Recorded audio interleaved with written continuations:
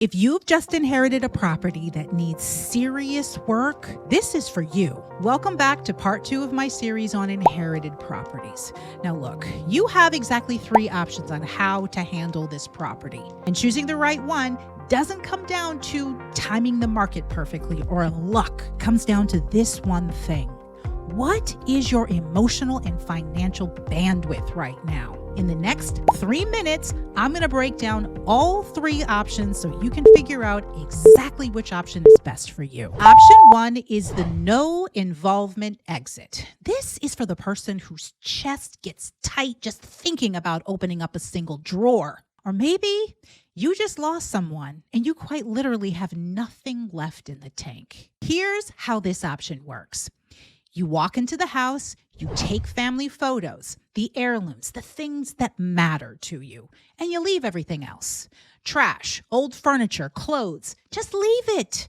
Then you sell the property exactly as is to a cash investor. No repairs, no cleanouts, no awkward weekend showings. You close in a matter of weeks and you're done. Now, the trade-off is obviously price. You aren't going to get top market dollar, but when you calculate what the retail contractors charge, the monthly carrying costs while the house sits empty, and the mental tax of managing a project from a distance, that price may be smaller than you think if you need breathing room. Option 1 is your answer. Option 2 is the low involvement strategy. This is the person that has a little bandwidth. You can't handle an HGTV style renovation, but you can manage a basic clean out and address a few critical issues before the house hits the market. Here's the play. You skip the pretty stuff. No new kitchens, no trendy paint, no staging. Focus strictly on what blocks conventional financing. I'm talking about things like active roof leaks, missing HVAC systems, or exposed lead paint. Those issues scream cash-only buyers. And when you limit your pool to only cash buyers, your price plummets. But fix just those major red flags, and suddenly you unlock buyers with traditional mortgages. More buyers means more competition, and competition drives up price. If you have a little bit of time and a small budget, this is where the math works in your favor. Option 3 is full involvement. This is a full-blown flip.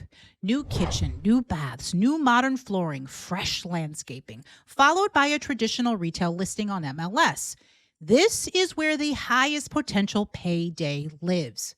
It's also where people can get absolutely crushed. Here's the reality check that most gurus won't tell you. You're not buying labor and materials at investor pricing. You're paying full retail.